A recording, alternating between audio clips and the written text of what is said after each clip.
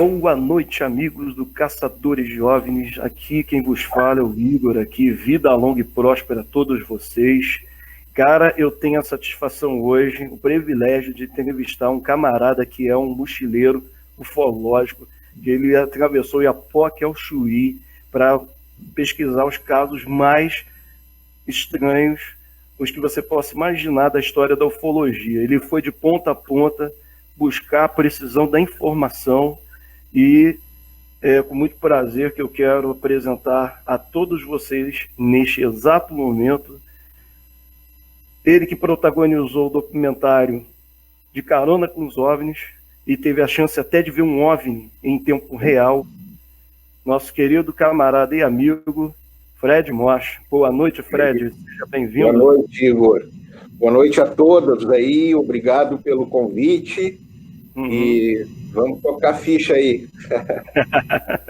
Com certeza. Olha, como eu sou um simples ufólogo amador, talvez até hoje eu tenha só me deparado com leituras e alguns locais, mas assim, eu sempre tive o sonho de conhecer os lugares que você trouxe para o público brasileiro em si, conhecer e saber que existem lugares e histórias que remontam até a épocas antes da colonização do Brasil, que já tiveram contatos com fenômenos estranhos aéreos, né? E não só essa possibilidade desses contatos estranhos, mas saber que eles estão enraizados no nosso folclore, na cultura. Assim, olha, eu gostei muito. O documentário em si é esplêndido. Na minha opinião, eu acho que mereceria mais temporadas, porque o Brasil ele é cheio de mistérios. O senhor tem alguns comentários a fazer sobre o seu trabalho? Bom, para quem não me conhece, eu trabalho há pelo menos 28 anos com audiovisual, né? Eu sou um produtor. Então, eu trabalhei, eu acho que aí, uns 20 anos produzindo publicidade, né? Ou seja, minha profissão é trabalhar com vídeo, né? Então, eu acho que eu tive uma escola grande, né, para chegar ao History, né? Eu já produzi um documentário para o Inter, que é Colorado, aí, né? Produzi aí pelo menos uma centena de filmes publicitários, principalmente aqui no Rio Grande do Sul. Trabalhei em produtoras no Rio de Janeiro, morei no Rio, morei no Leme, e morei em Florianópolis também, sempre trabalhando em produtoras de vídeo, né? E há pelo menos uns 10 anos eu já estou com uma produtora minha, então passei a ser empresário, e aí tu tem essa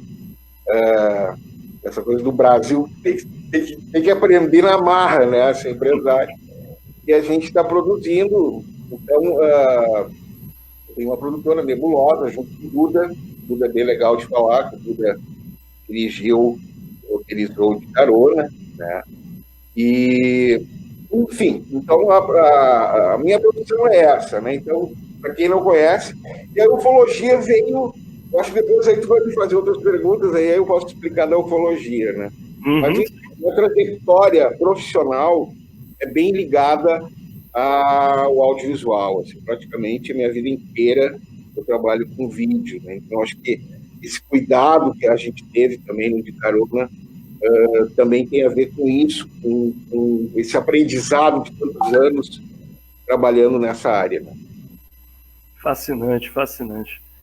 O vídeo, hoje em dia, né, como característica da ufologia, como o próprio J. Allen Hynek costumava falar, né, um vídeo ou foto sozinhos não contam a história, né? Então, a produção de vídeo, desde quando ela se tornou massiva em todo mundo, em que todo mundo até teve a possibilidade de ter uma câmera na mão, e estamos falando de anos 60, né? As pessoas começaram a registrar fatos estranhos no céu, e daí em diante, seguidas de relatos de locais onde essas filmagens eram feitas, o vídeo ganhou um papel fundamental. Assim, em questão de pesquisa ufológica, o vídeo é uma das ferramentas. Hoje em dia, cada vez mais, né? Enfim. Sim. Hoje em dia a gente só tem um problema, né? Hoje, por exemplo, eu recebo 5 a 6 vídeos de aparições que dá para perceber que alguém deu aquele jeitinho na câmera, né? Botou uma edição, Photoshop. Eu recebo bastante material também, depois a gente vai falar sobre isso. Claro. É bem interessante. Bom, vamos lá. Minha primeira pergunta, como é que o seu trabalho de pesquisa, assim, paranormal, aquele baque, aquele momento, né, que você percebeu, assim, peraí, como você até comentou, né, a ufologia, ela entrou de alguma forma, assim, na sua vida que você percebeu, não é possível, tem que começar a pesquisar esse assunto. Qual foi o ponto de partida, aquele baque que te chamou para isso? Eu acho que desde o começo, desde de minha adolescência, assim, eu acho que a curiosidade dessa coisa de ficção científica, de filmes, né? Eu sempre tive muito ligado, via muita televisão, muitas séries, desde o piá, né? Uhum. Eu acho que é legal contar essa história, assim, eu tive um primeiro avistamento, na minha cabeça foi meu primeiro avistamento. Eu jogava tênis, eu nasci em Getúlio Vargas, no Rio Grande do Sul, no norte do Rio Grande do Sul, e é um lugar, inclusive, ali pertinho teve o caso Tasca, né? Então é um local que tem histórias de aparição de OVNIs, né? Enfim, e aí eu estava saindo do jogo de tênis, ali tem uma pracinha que é num lugar bem alto, uma cidade alta, e eu vi uma cápsula cinza voando, metálica, baixo, e eu relacionei isso na época com satélite, e nem fiz alarde com a coisa, né? Foi uma coisa assim que, poxa, eu vi, sabe, morreu ali, né? Depois eu tive uma outra passagem, assim, que é mais maluca, assim, que eu vou deixar para outra hora contar, mas que também mexeu comigo, né? E aí, nos anos 2000, que a coisa começou a... Enfim, eu tinha alguns amigos ali que já estavam estudando isso e tal, em Porto Alegre, e aí enfim, fui em algumas palestras, uma coisa muito devagar, assim, muito caseira, muito... Mas foi ali que começou a crescer, que eu comecei a ler, comecei a estudar, né? E em 2015, digamos assim, né, foi quando eu criei o De Carona com os Jovens. Então, já tem um tempo aí, já são 5 anos, né? Então, para criar o De Carona, eu já tinha que ter uma base legal, né, do que eu estava falando, do que eu estava pensando, do que eu acreditava ou não, né? Então, acho que teve esse amadurecimento ufológico, digamos assim, né? Eu compreender que eu estava tratando de um assunto sério, né? E quando eu criei o De Carona, uma das coisas que eu sempre falei com o Duda, principalmente, assim, a gente tem que criar uma coisa que seja séria, entendeu? Por mais que a gente queira passar essa coisa de entretenimento, que o canal pedia, que era uma exigência, né? A gente queria muito ter credibilidade no trabalho, né? Eu acho que a gente se armou com pessoas, né, com pessoas mais experientes que nós, para assim, deixar a gente tranquilo, no sentido de a gente buscar casos e ou eles estavam em uma grande dúvida, né, ou assim, nós vamos mostrar para o pessoal ver, né? Porque também o objetivo da série nunca foi provar a existência, né, do fenômeno. Provar no sentido, essa foto foi tirada assim, com a câmera tal, né? Faz parte da pesquisa científica, ufológica, né? Mas o objetivo da série era mostrar o que estava acontecendo. Até porque a gente tinha também um tempo relativamente curto, né? A série era para ter originalmente 24 a 26 minutos, ela passou a 22, uma exigência do canal. Né? Então a gente teve que se adaptar a isso, né? Tanto que a gente filmou muito mais, a gente tinha muito mais histórias para contar, Olha, tinha umas 5 temporadas aí, para quem sabe? Certamente tinha umas 5 temporadas. E a gente teve que parar, enfim, a gente não sabe. A princípio, ela foi descontinuada, que como chamam, né? Ela não vai ter continuidade, né? Por problemas que não cabem aqui falar, mas não nada a ver com a qualidade do trabalho da série, né? Com coisas enfim, que acontecem aí no mercado. Né? Entendi. Mas enfim, não sei se eu respondi aí, já fui a Perfeito. Assim, todo mundo tem uma trajetória. Eu mesmo, eu vivenciei na minha infância uma época da vida que o sci-fi praticamente me sequestrou, me abduziu e eu passei a assistir Jornada nas Estrelas, Guerra nas Estrelas e o conceito básico, né? Será que realmente estávamos sozinhos? Estamos sozinhos no universo? Esse conceito ele me fez acordar, mas até o meu primeiro fenômeno, como você relatou, eu estava simplesmente à beira-mar com a minha namorada na época e eu vi um objeto que parecia um diamante. Eu achei que fosse um experimento da Petrobras. Até brinquei com isso. Até que depois eu percebi que até o meu relógio de pulso havia congelado. Eu não percebi nenhuma mudança aparente no tempo e no espaço, mas, assim, daquele momento em diante, a curiosidade, como o teu caso, você observou um objeto voador não identificado. Eu achei para mim uma explicação científica para algo que eu entendi como sendo, peraí, tá no mar, deve ser alguma experiência científica da Petrobras ou coisa do gênero. Então, assim, todos nós vivenciamos isso e, como um amigo meu fala, quanto mais você contesta, mais próximo do desconhecido você tá. Então, com certeza. Então, vamos lá. Durante o seu trabalho de pesquisa de campo, assim, o Brasil foi o ponto de partida para outros lugares no mundo? Ou, assim, foi só o Brasil que te foi uma referência? Ou você tem aquele caso padrão no estrangeiro que você usa como, vamos botar assim, um método, né?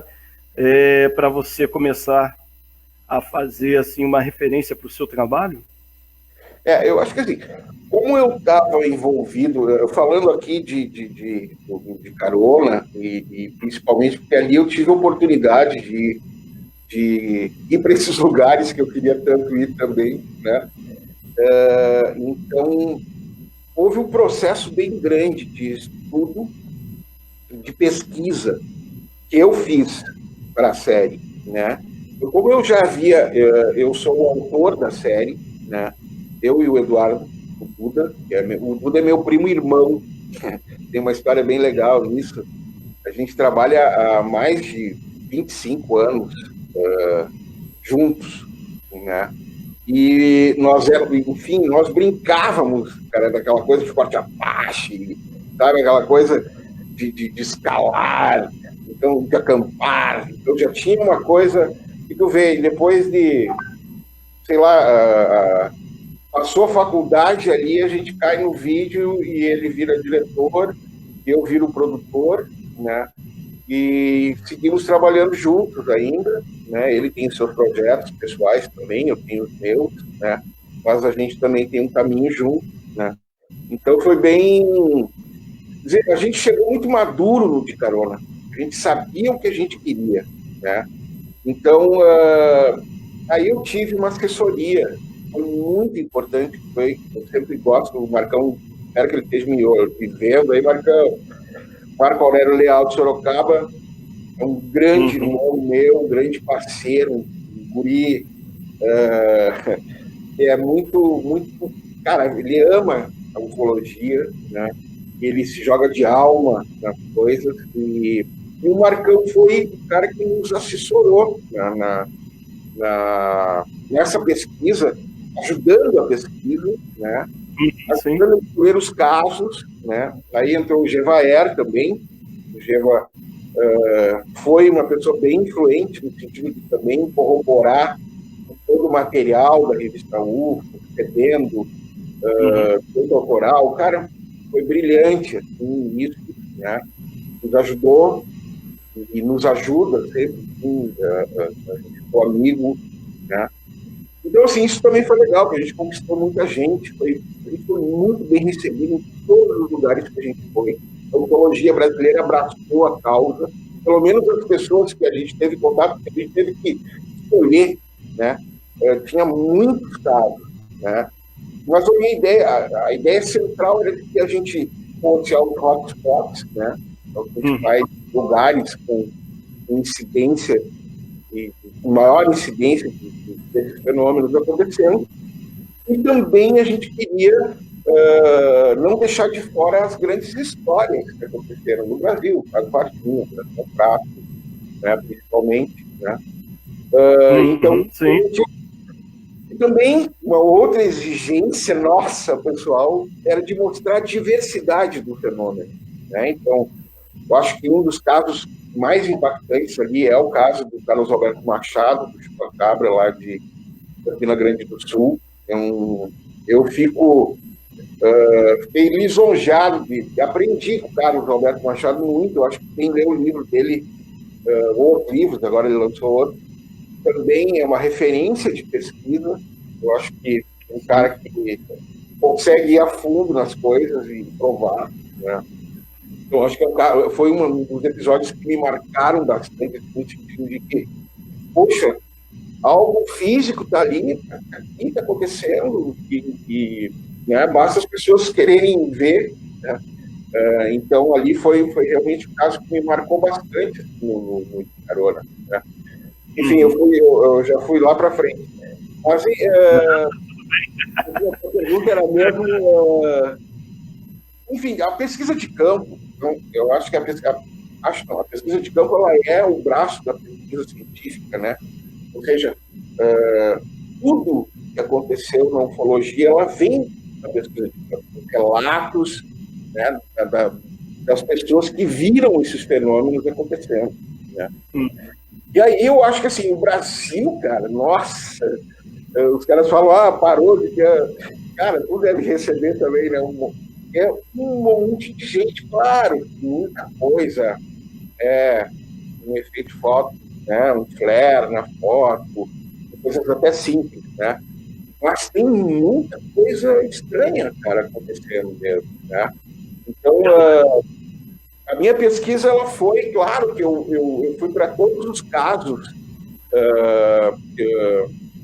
grandes casos, caso lá das crianças lá da África do Sul, Área 51, quer dizer, eu busquei também muita coisa para a gente embasar todos os programas aí, eu acho que Caçadores de OVNIs, Contatos Extraterrestres, Factor Fake, todas as séries a gente tinha, né, enfim, então a gente foi muito, muito forte para a série, né, uma equipe escolhida a dedo, né, um equipamento escolhido a dedo.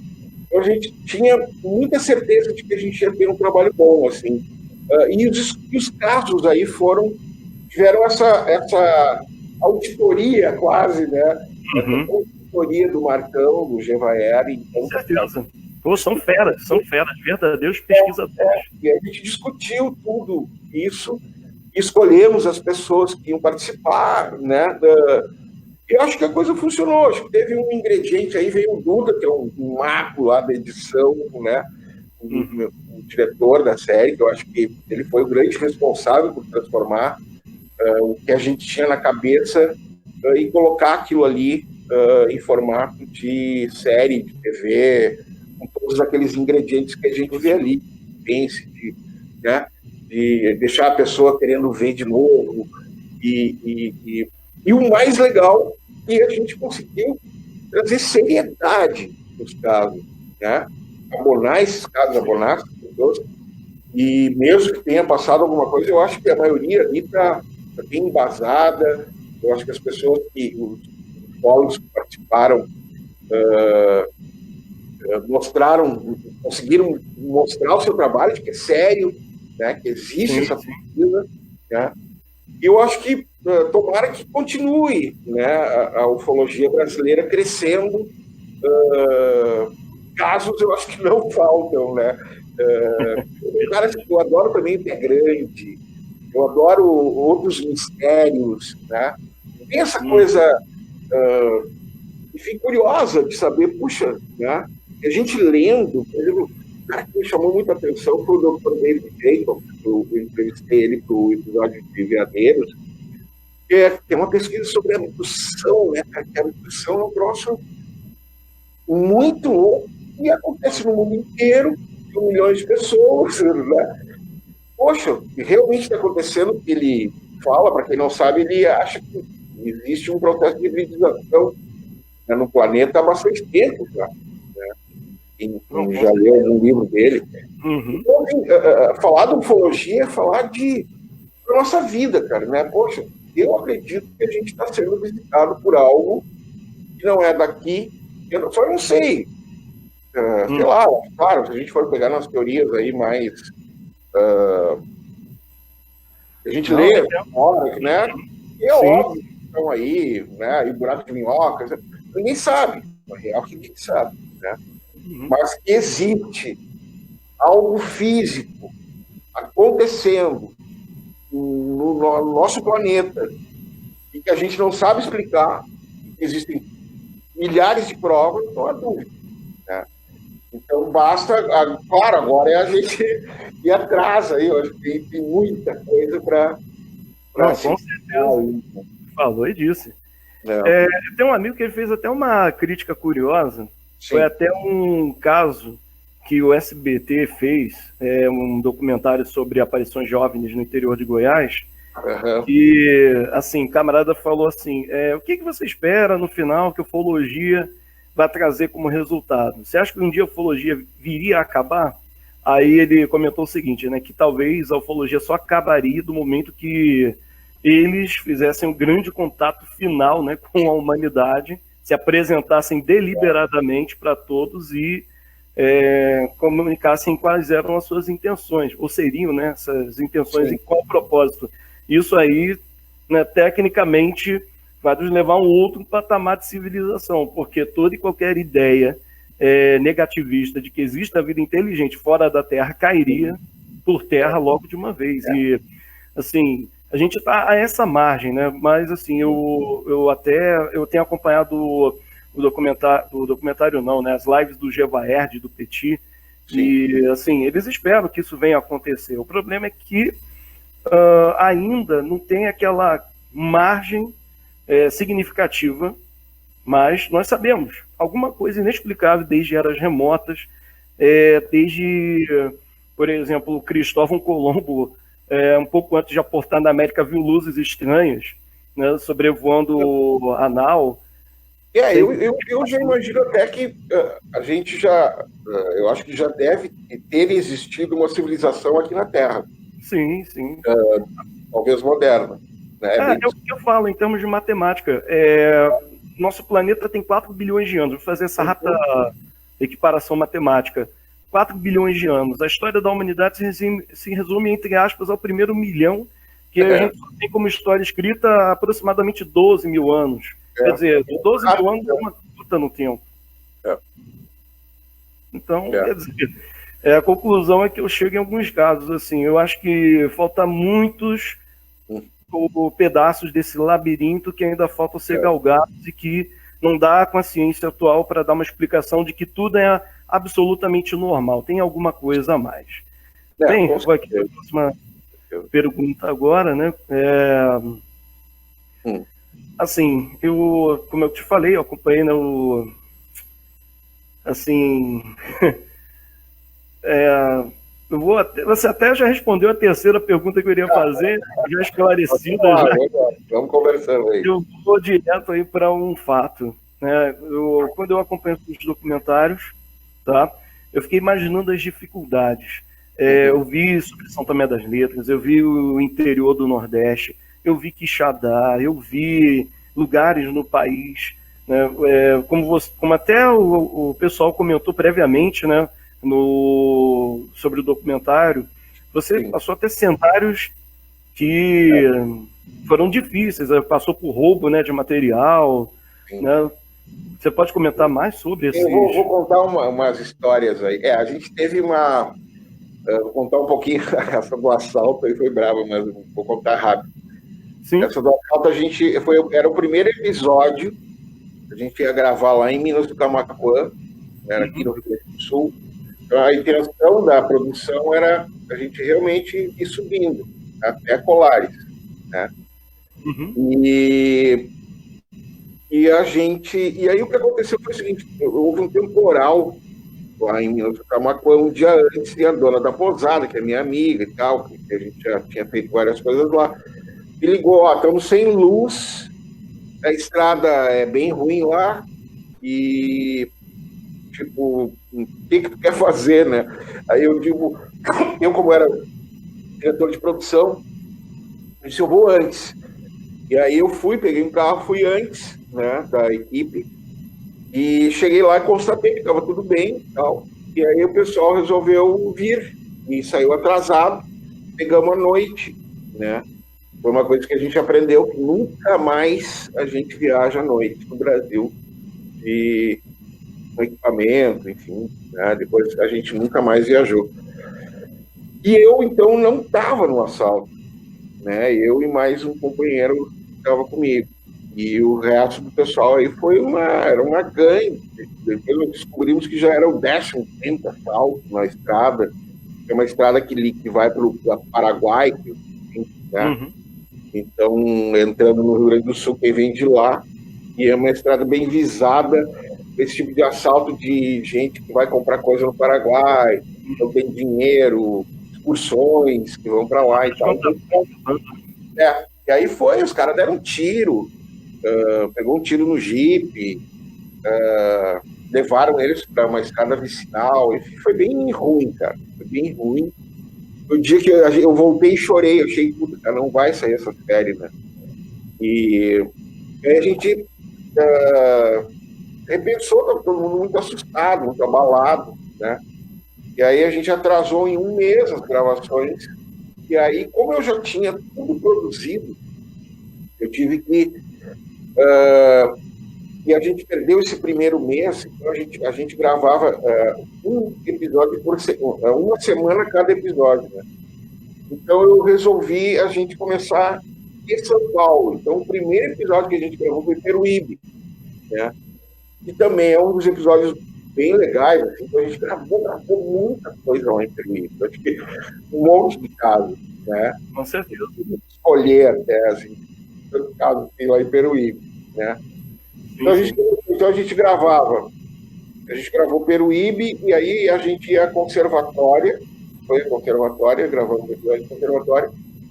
Aí os carros, e aí a gente botou um Jeep dentro de um caminhão, entendeu? Então, ele viajava num caminhão fechado, não tinha nenhuma placa, nada, e nós dentro da van, uma van, a equipe, né? Então, ninguém sabia o que estava acontecendo. Aí, rádios, fizemos seguro de tudo, depois do tal do assalto, né? Então, a gente... E nunca mais viajamos à noite. Então, toda a nossa logística era para chegar de dia nos lugares. E aí, não aconteceu mais nada, né? Passamos por algumas situações mais difíceis, mas não furamos nem pneu. Tudo certo. E sol o tempo inteiro, que para quem, né, grava, é sempre importante ter sol, não grava na chuva, né? Então, até a gente estava preparado para gravar na chuva, mas, enfim, e aí a gente levou era uma equipe bem bacana. Nós tínhamos 3 câmeras, um diretor de fotografia, mais 2 câmeras, um especializado em drone, né? O diretor, um assistente de direção, um produtor eletricista. A gente levava um gerador, então a gente ligava a luz em qualquer lugar onde a gente estava, né? Tinha um geradorzinho. Então a gente estava muito completo, uma super câmera, a gente gravou com as Blackmagic Pro, lançamento da época, né? 2 Blackmagic, mais uma Sony, e mais a minha câmera de mão e mais o drone. Então eram 5 câmeras. Então, imagina toda a logística para baixar esse material todos os dias e fazer o log, né? Logar esse material todos os dias e aí colocar num HD que imagina se sumisse esse HD, né? Deve ter sido enorme, imagina toda a trabalheira, né? Então a gente voltava. Então a gente fez Peruíbe, Conservatória, aí a equipe voltou para Porto Alegre, E a gente preparou Varginha, quer dizer, já estava preparado, mas a gente cansou a equipe e tal. Os motoristas foram a Belo Horizonte e voltaram, deixaram os carros de Belo Horizonte, então essa era a estratégia. E aí, nesse esquema, a gente foi até Colares, né? Foi subindo. Então, gravava dois, voltava, gravava dois, voltava. E aí, a gente fez, numa tacada, a gente fez Guarabira, Quixadá e Colares, foi a parte nordeste, né? E aí a gente voltou, e a gente não tinha gravado a abertura, né? A abertura tem uma história assim interessante, assim, a gente precisava de um asfalto bacana, né? Tem aquela nave grande 3D em cima, né? Então o cara que ia fazer o 3D, ele tinha que estar na filmagem, a gente fazia tudo marcado, entendeu? E aí, cara, a gente não achava, o aeroporto aqui em Porto Alegre não cedeu, aí eu fui para o aeroclube, não cedeu, e, sabe, a gente não estava achando um lugar, né? E aí um dia, assim, cara, a ponte estava lá, o cenário mais lindo, né, onde foi o avistamento depois, né? A nave foi na ponte onde a gente gravou a abertura, né? Então a gente levou ali... Isso é meio curioso, hein? Levou 3 dias para gravar. E tem uma coincidência, em Minas do Camacuã foi onde a gente fez o piloto, né? Para ser aprovado pelo History, a gente passou por fazer um piloto, né? Ou seja, um programa teste, né? E aí eles aprovaram e tal na época. Então agora eu perdi o fio da meada. Mas, bom, daí a gente gravou a abertura, foram 4 diárias de abertura. E aí a gente terminou a série indo a... Fizemos Ipuaçu, os crop circles lá, né? Os agroglifos lá que eu levo. Fomos a Ipuaçu. E uma história... Não, eu vou terminar. Depois eu volto. Fomos a Ipuaçu e aí fizemos Itapoá, aquele caso da Estrada Cornelsen. E aí saímos de Itapoá e fomos a Campina do Grande do Sul, fechamos a série. Então, o último episódio gravado foi o do Chupa-Cabra lá em Campina Grande do Sul, né? E agora eu queria voltar para uma história bem interessante e passou agora. Mas, enfim, então a série teve essa logística incrível, foram 5 meses, né, de gravação, né, na estrada, e nessas idas e vindas todas, né? Na real, o trabalho todo, depois ele foi entregue, ele só vai para o ar depois que o History aprova tudo, né? Então nós tínhamos 3 episódios aprovados, e aí foi para o ar. As cópias prontas, todo o 5.1 do áudio, aí tem todo, né, finalização, montagem, finalização, cor, né? Hoje a gente faz a cor, cena por cena. A gente teve toda essa condição, né? E deu tudo certo. Acho que o Duda conseguiu tirar muita coisa ali E a gente tinha um material extra maravilhoso que a gente ia ter disponibilizado, que acabou que,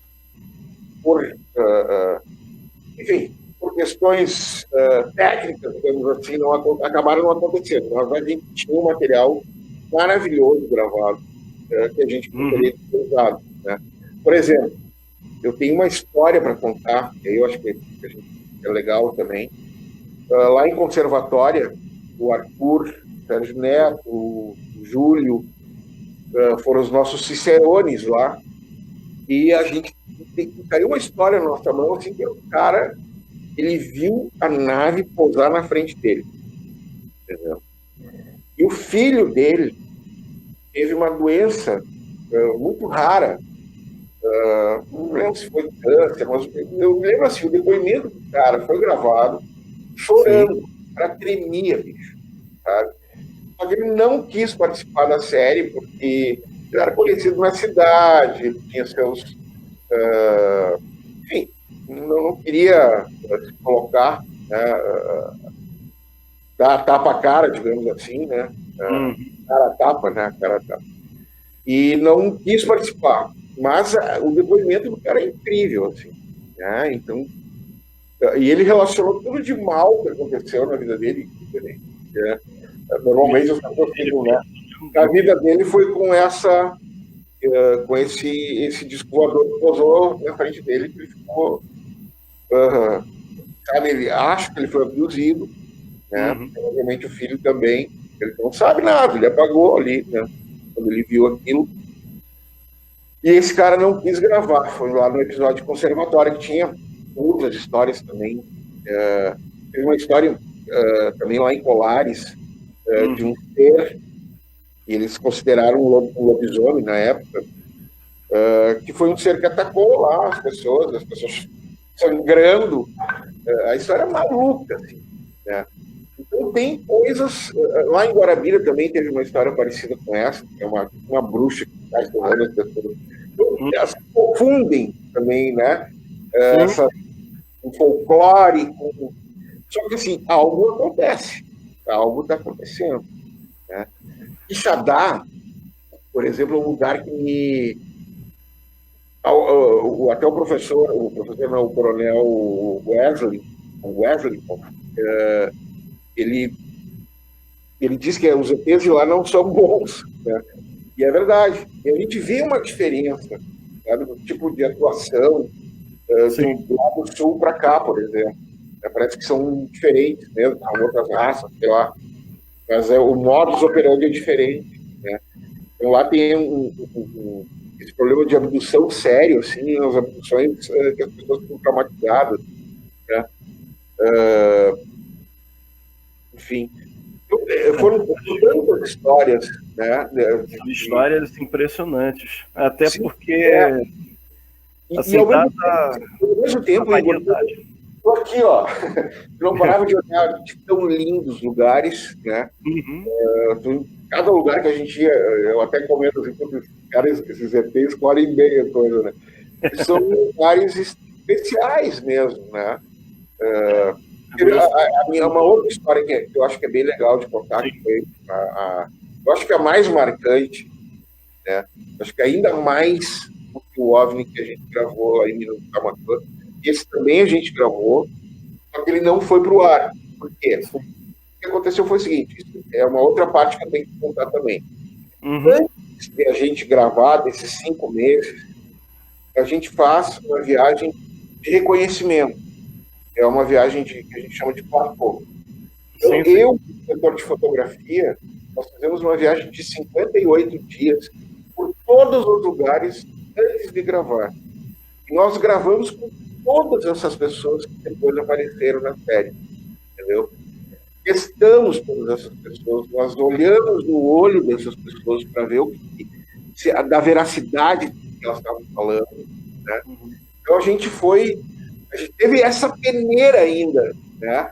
E eu conheci todos os lugares antes, para depois fluir com uma equipe de pessoas para saber onde é que vai dormir, onde é que vai comer, né? Por quais as estradas. A gente não tinha tempo. Imagina, a gente teve 5 dias de gravação, os outros 2 eram de viagem, né? Deslocamento. Então, era apertado, era pauleira, né? A gente gravava muito de noite, né? Então, tinha todos os roteiros prontos, aprovados. O pessoal do Rio acompanhou algumas gravações. Então, nossa, tinha, assim, os caras falam os protocolos, nós tínhamos fãs, né, para poder tocar essa produção no nível que a gente conseguiu tocar. E, enfim, só para contar um pouquinho, né? Então eu tive essa oportunidade de viajar antes para todos esses lugares e conhecer antes essas pessoas, e traçar bem depois as entrevistas, né? De desenhar bem o que a gente queria tirar dessas pessoas, né? No sentido de tirar o melhor delas, né? E aí ver como o nosso tempo era curto, sabe? Eu acho que se a gente tivesse 1h30, ia faltar ainda, sabe? Lugar para colocar as histórias, né? Então é isso, cara. Eu acho que o Brasil é maravilhoso, né, cara? A gente pode marcar uma ocasião para você contar mais dessas histórias. Eu viajei aqui. Tá, mas eu queria contar a história lá Não, com certeza. de me concentrar. Essa história vale a pena. Então, nessa viagem de platô, nós chegamos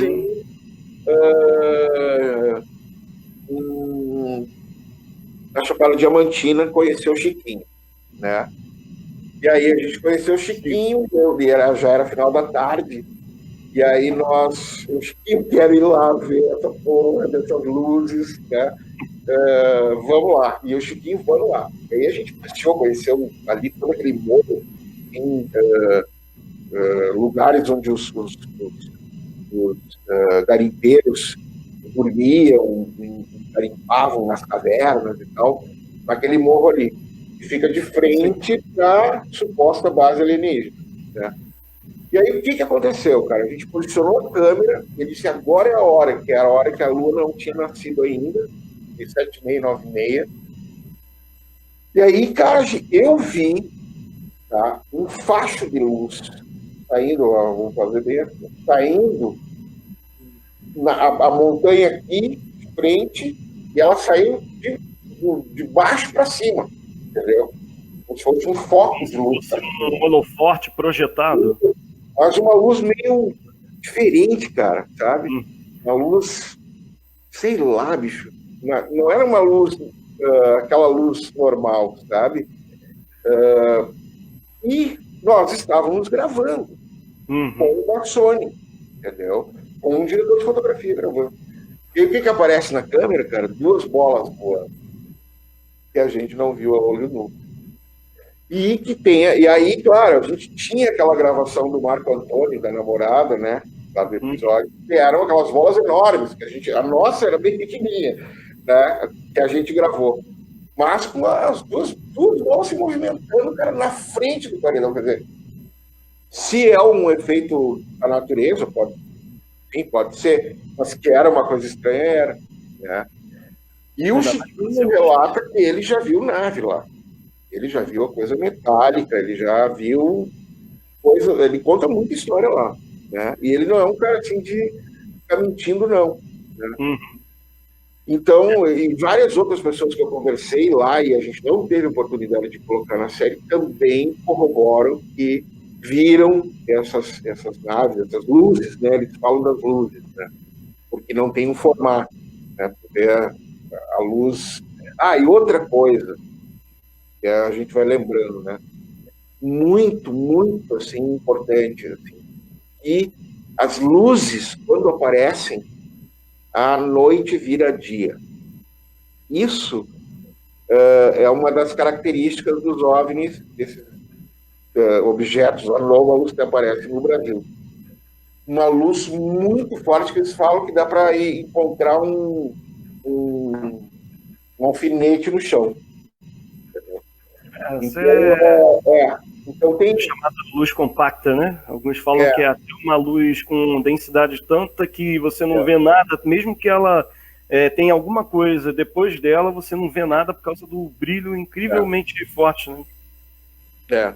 Então teve as histórias de perrengue lá, engraçadas também, né? De tipo, teve uma ali que a gente estava aqui na praia e a gente esperando o pôr do sol para gravar. E aí um cara pulou o carro longe e o pessoal resolveu ir ajudar. Quando eles voltaram, nós perdemos o pôr do sol, tendo que cancelar a gravação. Caramba! Gravar tudo de novo. Mas pelo menos ajudar a pessoa foi mais ajudamos legal. O pessoal, mas perdemos um tempo precioso ali também, né? Sim. Acontecem várias coisas, né, nessas gravações, né? Mas deu tudo certo, eu acho que ficou bem legal, a gente teve a oportunidade de conhecer um Brasil completamente diferente e ao mesmo tempo a gente tem a clara visão de que o fenômeno acontece do sul ao norte do país e com a mesma força, digamos assim, né? Mas com características diferentes, né? Mas o que acontece. Então, verdade. Eu até iria fazer uma citação aqui sobre um caso um dos nossos moderadores do grupo, Sim. por acaso ele tinha uma ligação antiga com parentes do caso Máscaras de Chumbo, que aconteceu em 66. Sim. Que até o ufólogo francês Jacques Vallée veio até o Rio de Janeiro para pesquisar. Eu fiquei imaginando, cara, ele foi no Rio de Janeiro nos anos 80 com aquele morro já com carentes ao redor. E eu pensei, nossa, ele não passou perrengue não, né? Não, a subida dele foi tranquila. Ele foi até o local com um contador Geiger e ele conseguiu verificar que ainda existiam indicadores de radiação ainda no local onde os corpos dos 2 homens foram encontrados, né? Sim. E o colega aqui, ele relata que a família dele não quer mais falar sobre o assunto, que é como o senhor relatou sobre o caso do rapaz, né, que é aqui em Conservatória, infelizmente, né? Esse caso até me lembrou, sabe qual? Olha, estou tentando lembrar mentalmente aqui. Foi até o camarada que teve reversão mental, ele voltou a ser criança de novo, que aconteceu no Nordeste. Isso. Ele depois... Barroso. Exato. O caso Barroso tem uma característica meio parecida, porque não se sabe se ele só foi atacado, né, e em seguida abduzido, ou se só foi atacado e ficou ali, a nave com seres partiu em retirada, ou algo parecido. Quer dizer, então, como o senhor passou pela sua experiência, pelo seu trabalho, o fenômeno ufológico, quer dizer, vamos dizer que o Nordeste é um pouco mais agressivo do que o Norte e o Nordeste do país em determinadas épocas. Tu vê polares, né? Teve ataques. Tem uma... Quixadá continuam acontecendo coisas bem estranhas lá, né? Principalmente a abdução, que é o que mais acontece lá em Quixadá. Tem tido também avistamentos do pessoal. Eu fiquei muito amigo do pessoal lá, então todas essas pessoas, quando acontece alguma coisa, eles me mandam os vídeos ou contam as histórias, né? Eu estou fazendo um trabalho aí que vai vir à tona em breve aí, e eu estou estudando, resgatando todos esses casos que as pessoas me passam, né? E vamos ver se a gente faz alguma coisa em cima disso aí, né? Existem vários projetos aí, a vontade de fazer é muita, né? De continuar o trabalho nessa área de ufologia. Então, vamos ver se as coisas acontecem aí aos poucos, né? Mas projetos de série, eu estou com um documentário também, né? Estou fazendo, que foi aquela ideia do Rock Experience, que eu queria muito ir para lá e, enfim, achei essa... que eu acho muito legal, levar pessoas para um hotspot e a gente fazer uma pesquisa de campo, né? É igual como tem em Peruíbe, né? Peruíbe tem um projeto de ufoturismo, né? Que eles... É bem legal. Grupos de turistas pelos pontos de aparições de OVNIs, né? E, assim, Varginha, eu acho que nem se fala mais, né? Varginha virou praticamente a segunda Roswell, pelo menos em termos de história, né? Então... Hoje em dia vale mesmo a pena. Até porque há quem diga que ainda vê fenômenos nesses lugares. Sim. Eu tenho uma história, por exemplo, lá perto de Varginha, incrível. Tá? Só que assim, a gente tá... A ufologia tem essa coisa assim, tem patrocínio, né? Para ir a campo, tem que botar do bolso. Eu acho que esse é o grande problema da ufologia brasileira. E as pessoas não tem como se deslocarem. Caiu lá o OVNI em Magé, né? Puxa, como é que eu vou ir para lá, entendeu? Né? As pessoas acham, para pegar uma avião e ir para lá. Não tem dinheiro para fazer isso, né? Então as pessoas acham que... então, assim, o de carona com os OVNIs é uma coisa super bem planejada, para fazer, né? E a gente teve a oportunidade de ir lá com câmeras legais e conseguir gravar alguma coisa, né? Mas o dia a dia nosso de ufólogo, de querer fazer pesquisa de campo é casca grossa, no sentido de que é difícil, né, cara, tu ir, ou tu cria um lugar, no sentido, olha, ali naquele lugar a gente sabe que tem avistamento, começa a ir, começa a gravar, e começa a pesquisar, e começa a ir atrás das pessoas que moram ali, né? E aí tu vai começar a criar um caso ali. todo lugar tem, cara. Eu acho que, sabe, não é todo lugar, sabe? Todo mundo já viu alguma coisa, todo mundo já. Diz a estatística, né, que um em cada 5 pessoas no planeta ou conhece quem já tenha visto ou já viu pessoalmente, né? Então faz parte dessa linha de raciocínio. Agora, se o senhor me permite um comentário curioso. Um tempo atrás, até li um link na revista UFO que falava sobre aqui a região de Rio das Ostras. E na época que eu estava trabalhando, prestando serviço para a FAB, eu me deparei com a carta, né, de rotas aéreas do lugar, e o tal vulcão não aparecia até 1994. Ele só passou a ser previamente registrado a partir desse ano para cá. E, assim, não são poucas as histórias. Eu até tive uma ocasião que eu fui lá, passei, e eu conversei com algumas pessoas, e o tal vulcão existe.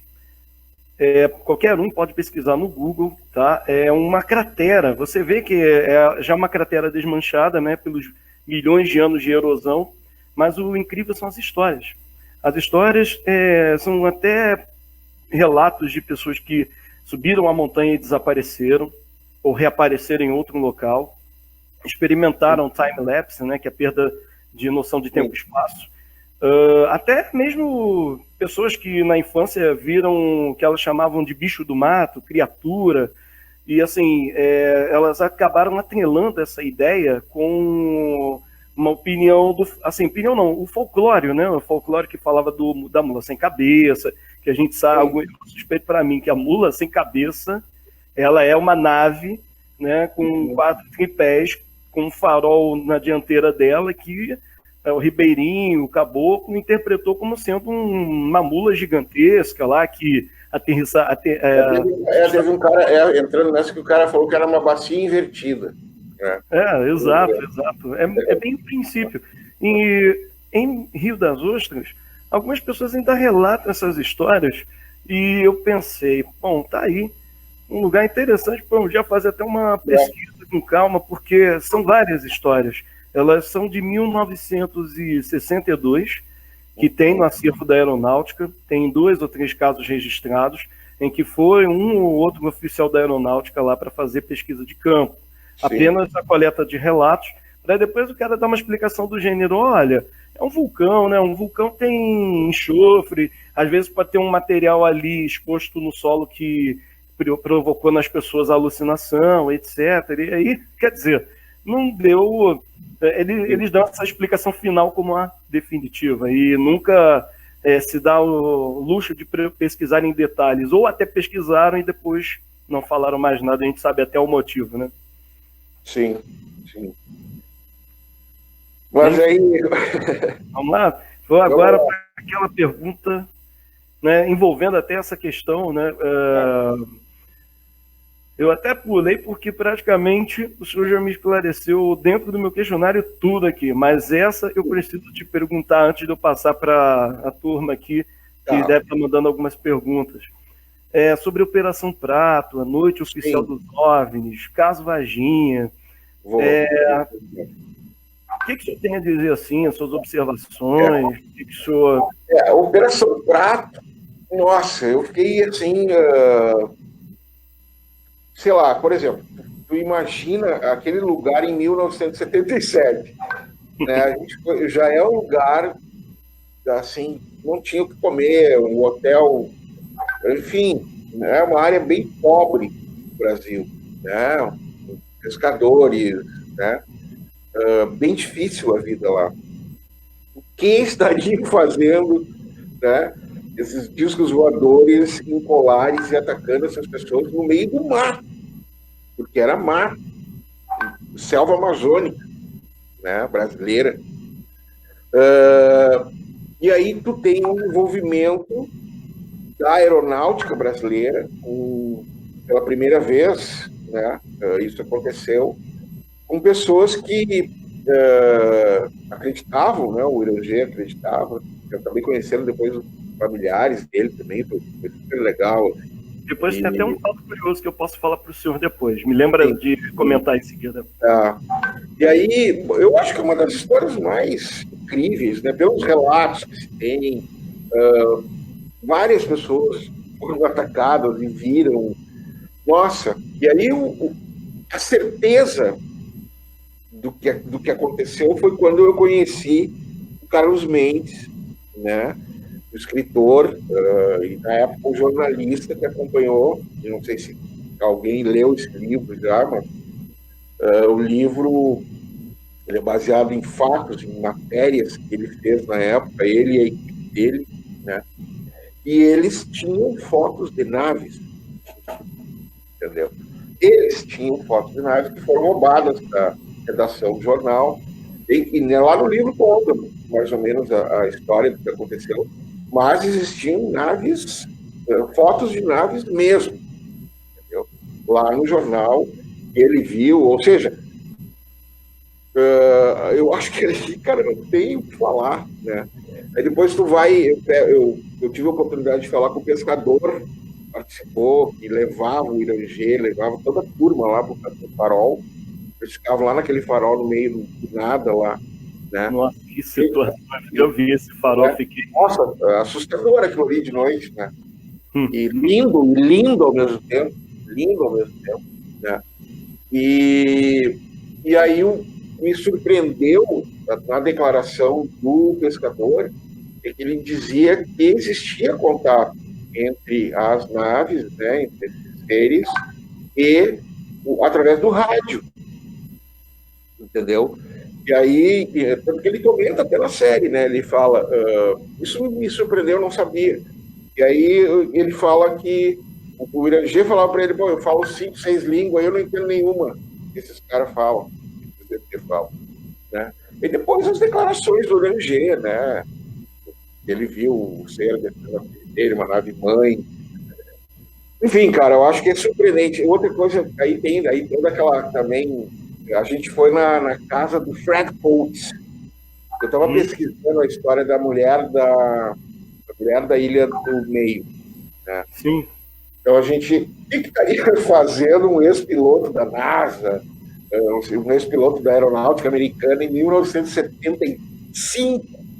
Daí, Perdido no meio do Amazonas. Lá no meio do Amazonas. E a casa dele, cara, era na frente um lugar onde teve o maior número de avistamentos, onde eles fotografaram e filmaram o exército. E foi puxa vida, não é em Colares, é no outro lado lá, onde tem aquela coisa na pracinha ali como é que chama aquilo? Bom, mas na série tem ali, sim. Baía do Sol, na Baía do Sol. Tá? Baía do Sol, isso? Na Baía do Sol. Ali foram filmados 75% do material feito pela Operação Prato, pelos militares, foram filmados na Baía do Sol. Né? E era ao lado da casa do Fred Coates. A casa do Fred Coates era da frente da Baía do Sol. Entendeu? Mas é legal. Você vê que eu entrevistei, cara. Eu entrevistei o caseiro do Fred Coates. Era um senhor, assim, a gente achou um cara no boteco lá, uns 80 anos, sabe? E aí, claro, a entrevista, assim, foi bem difícil, assim, bem difícil de entender ele, né? Ele já não estava legal com a ideia.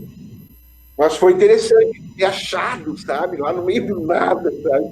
Ter achado o cara que foi o caseiro lá do Fred Coates. E esse Fred Coates, não sei se tu sabe essa história, que foram encontrados o Pereira e mais um outro pesquisador lá da Amazônia, eles entraram nessa casa, eles encontraram várias fórmulas pintadas na parede, cara, né?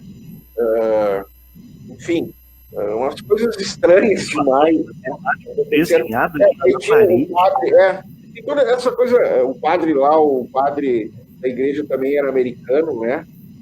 O Laó. Então tem muita história paralela que aconteceu que a gente não conhecia. Eu não conhecia, por exemplo, quando eu lia o livro do Mendes, tinha várias histórias ali que eu não conhecia, né? E dá uma série de televisão maravilhosa ali, né? Colares, nossa, como eu gostaria de fazer a fundo uma série sobre Colares, existem ideias, né? E eu quero muito fazer, eu acho que é uma história incrível, assim. E tem coisas ainda para serem decifradas, eu acho que os documentos que não foram liberados, tem muita coisa ainda, eu acho, sabe? Eu acho que tinha que encontrar mais gente que estava naquela época, né? Varginha, o Marco Aurélio Leal e o João Marcelo têm feito um trabalho de pesquisa bem bacana e a gente pretende transformar num documentário, com coisas novas, com coisas interessantes, a gente está conversando sobre isso. Então, também é um projeto que a gente pretende realizar em breve em cima da pesquisa deles, né? Sim, sim. Então, eu também estou por dentro de bastante coisa que eu não posso falar, né? Uma pena. Tem lá. Também tinha coisas para falar que eu também não posso, infelizmente. Então, são coisas que pretendo que apareçam no documentário. Eu também estou trabalhando nesse documentário agora, do Alien Doc, que também não vou dar spoiler aqui, mas caíram umas fotos na minha mão aí, pesquisando essas fotos, né, e já mandei para as fotos já foram analisadas. Agora estou pegando uma segunda, uma terceira opinião e indo atrás das pessoas que participaram dessa história. Então, também interessante de fazer, a gente está terminando. Ele se mescla com esse documentário lá do William, nessa viagem que a gente fez lá para Minas do Camaquã, né? Então as histórias se complementam, digamos assim. Então tem coisa acontecendo aí e a gente está sempre atento, né? Os caras vão me perguntar aí de Magé, já vou dizer que eu não sei muita coisa de Magé, mas parece que algo aconteceu. É fato. Né? Eu não sei muito, eu até conversei com o Arthur, com o Júlio e tal, sim, e eles disseram que algo aconteceu, eles estão pesquisando, eles estão indo atrás, né? Ouvi lá a entrevista com a Lina Moulton-Hall, que fala daquela carta que ela recebeu, etc., né? Eles adoram essas teorias da conspiração aí, né? É o almoço deles ali. Pegou uma dessa, indo de investigação a perder de vista. Essa carta, mas enfim. Tem muita coisa interessante para ser pesquisada e séria, né? Sim, com certeza. Eu acho que é por aí, cara. De Varginha, tem um caso de Feira de Santana, na Bahia, que foi resgatado o objeto.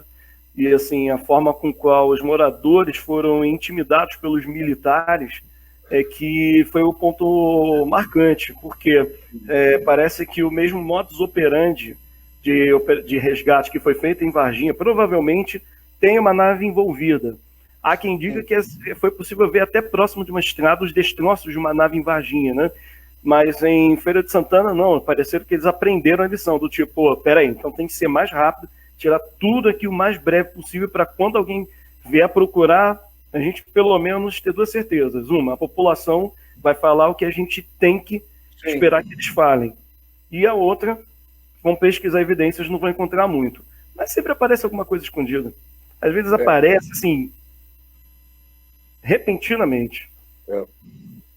Enfim, agora queria fazer... vamos lá, deixa eu dar um alô aqui para o pessoal que está participando aqui do ao vivo. Tá, o Marco Aurélio Leal está aqui comentando o livro do Medo, do Carlos Mendes, que o senhor falou ainda há pouco, né? Isso. Ele está comentando aqui sobre o Alien Doc Experience, né? Ele falou que foi demais. O Victor Catelan mandou um abraço para você aqui. Não, abraço não. E aí, Fred, amigão? É isso aí. E, assim, as perguntas, por exemplo, um amigo meu aqui, ele é baterista de banda de rock, o Antônio. Eu percebi que você gosta do gênero e, assim, né, ele apenas só perguntou, mas, assim, definitivamente o lugar mais complicado, mais sinistro, como o senhor falou, né, ainda há pouco de Colares, daquela ilha, seria aquela ali definitivamente a mais apavorante de todas ou teve pior? Vamos botar assim. Pois, olha, Eu acho que nenhum era apavorante, assim, no sentido... Cara, quando tu vai à noite, né?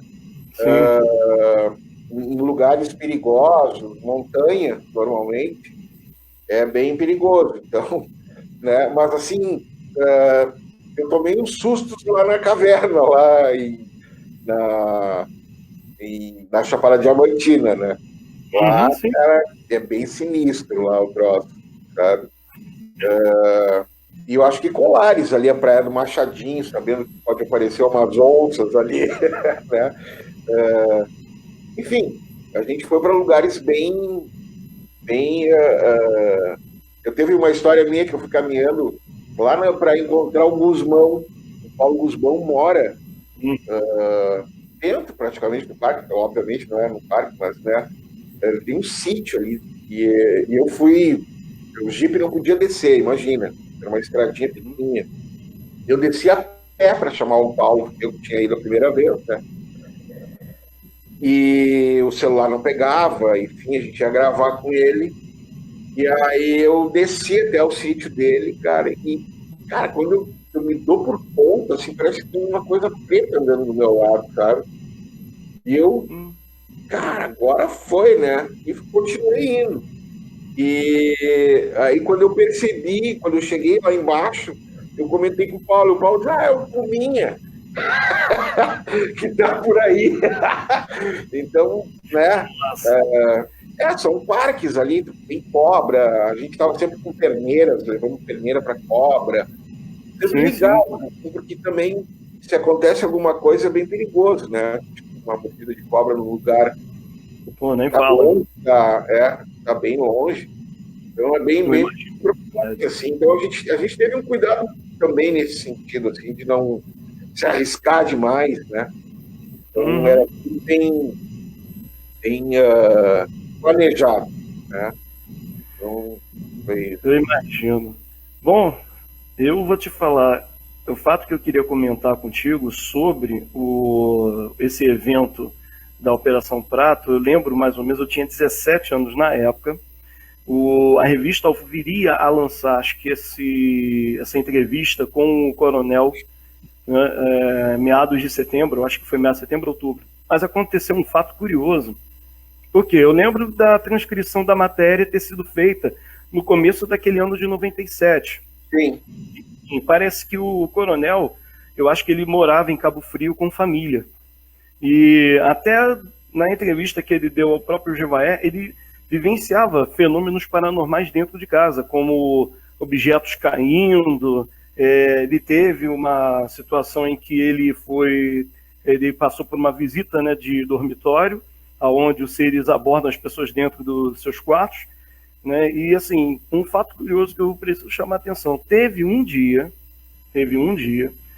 em que eu estava com meu pai, com um amigo e toda a família, assim, né? Estávamos numa casa próxima da praia do Peró, em Cabo Frio, e assim, em determinado momento da tarde, eu estava olhando a câmera que meu pai tinha comprado. Ele comprou na época uma câmera JVC de gravação. Nossa, ela tinha, hoje seria considerado o zero do zero absoluto em termos de qualidade, mas era o melhor dos anos 90, que era aquela gravação especial com tela digital LED. Nossa, 1001 opções. Em determinado momento, eu fui para dentro da casa e quando eu voltei, o meu colega falou, tem uma luzinha passando ali. E eu percebi que essa luz, ela parecia vir do oceano em direção ao continente, como se estivesse viajando para dentro de Cabo Frio. Sim. E depois, em determinado momento, esse que foi o meu evento ufológico divisor de águas, eu pude contar 3 azuis, 2 amarelas e 1 vermelha. Todas elas parecendo circular, ou não digo que estavam obrigatoriamente circulando. Pela minha perspectiva, se eu for usar coordenadas aeronáuticas, eu diria para você que elas estavam a partir do ângulo de 360 a 330 graus de linha, tá? E assim, no momento que eu vi, eu pensei que fosse alguma explicação banal, mas o mais estranho de tudo foi que 2 dias depois eu viria a ter pesadelos. Eu não sei por que eu passei a ter pesadelos com esse evento. E assim, várias outras pessoas falaram, outro dia eu também tive um sonho estranho.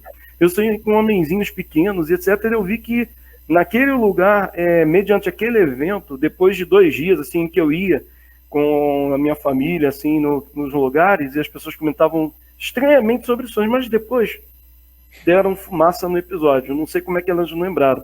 Eu fiquei me perguntando depois se tinha ligação esse evento com o fato do Orangel Holanda Lima estar morando em Cabo Frio. Eu fiquei me perguntando isso por épocas, mas eu também nunca tentei adentrar essa história a fundo. Esse era o detalhe que eu precisava fazer uma citação. Legal, daí tem aí o Showa, né? Me lembrou, contando essa história do Coronel Showa lá, daquela grande caso que eles pesquisaram, né? Lá perto de Brasília, agora me fugiu o nome. E uma nave pousou, né? Todo mundo viu a nave, o ser desceu.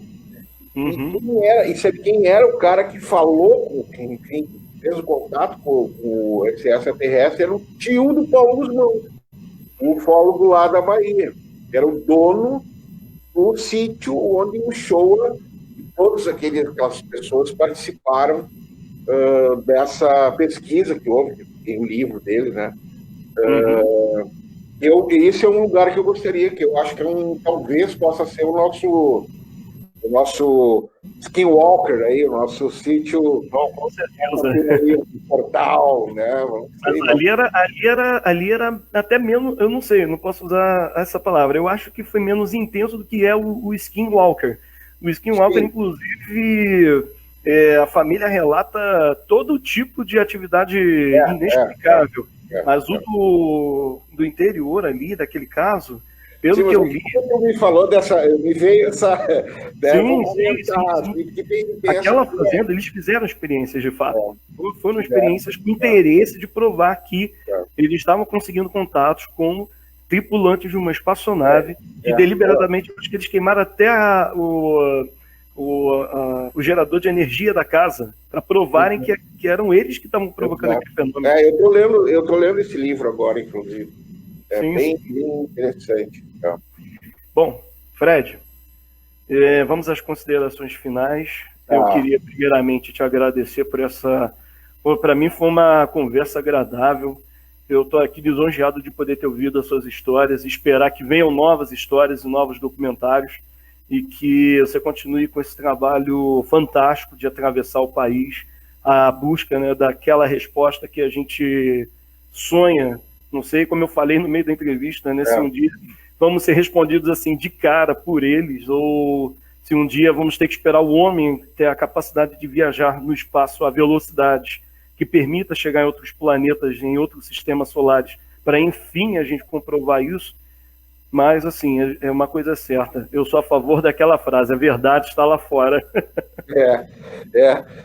Eu queria te agradecer a oportunidade de a gente bater um papo. Eu tô meio estrenadão, assim, de fazer essas lives e tal.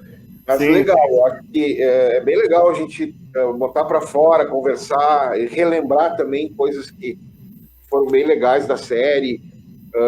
Enfim, agradecer muito a todas as pessoas também, a participação, mandar um grande abraço e dizer que todo mundo tem que ficar olhando para o céu e alguma coisa está acontecendo aí. Né? Não, com certeza. Uma outra coisa que eu iria dizer também, esse grupo eu criei junto com o meu amigo Williams, que está aqui ajudando no apoio. Né? Ele abraço, Williams. O Williams ele é teu fã, e deve estar aqui satisfeito, deve estar aqui completo. Obrigado. Aí, assim, eu não tenho palavras para descrever, assim, o teor dessa entrevista. Para mim foi muito eloquente. Espero que para as pessoas que assistiram, elas, a partir desse momento, elas não só olhem para o céu, mas esse grupo ele foi fundado justamente para que todos troquemos informações. Claro. E cada informação tem que ter aquela pecinha do quebra-cabeça esperando para ser encaixada, seja no momento de tempo, de espaço diferente, mas uma hora ela vai ser encaixada e isso vai nos levar a essa verdade que eu acredito que somos visitados por outras civilizações e, assim, de eras. Tem um livro da Irene Grange que relata que, até um episódio curioso em que uma mulher estava numa beira de praia, ela viu o que ela pensou ser um homem normal, e esse homem, durante a conversa com ela, relatou que, na verdade, a humanidade seriam 3 raças de 3 mundos diferentes, que esses planetas originais estavam tendo problemas de explosão demográfica, poluição e afins, e eles se viram obrigados a criar uma pesquisa, né, de colonização de outros mundos, e a Terra era um mundo dentre esses outros que foi procurado, e aqui eles estabeleceram, né, a partir de voos espaciais, as primeiras colônias. Para mim, Irene Grange, ela é uma matriarca da ufologia brasileira. Ela que praticamente ela abriu as portas do Rio de Janeiro, assim, né, com os casos, com coisas que acontecem aqui que são, no bom português, o arco da velha. Tem casos aqui que eu resolvi passear. Maravilhoso, Exatamente. Então é isso aí, Fred. E a busca continua, né? Isso aí. Muito obrigado. Um grande abraço a todos.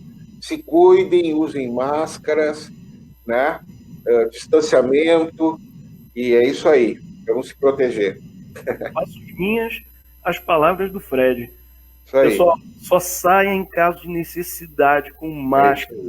Faça os procedimentos de higiene, de limpeza. Não dê bobeira por aí na rua. Evite essas... Para sempre, né? Eu acho que isso é legal. Eu acho que para sempre a gente tem que continuar. Não fazendo, claro. Acho que nós temos que continuar dando beijo, dando abraço.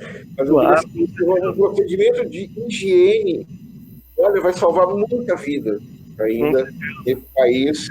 Só o fato das pessoas lavarem as mãos, se cuidarem, higienizarem, etc. Eu acho que... Esse momento vai passar. Momento vai passar. Só tem que ter paciência. Uma hora vai passar. Tá bom, Fred? Te agradeço. Muito obrigado. Muito obrigado. Gente, valeu. Vida para todos vocês. Boa noite. Obrigado. Amor. Um abraço. Tchau, tchau.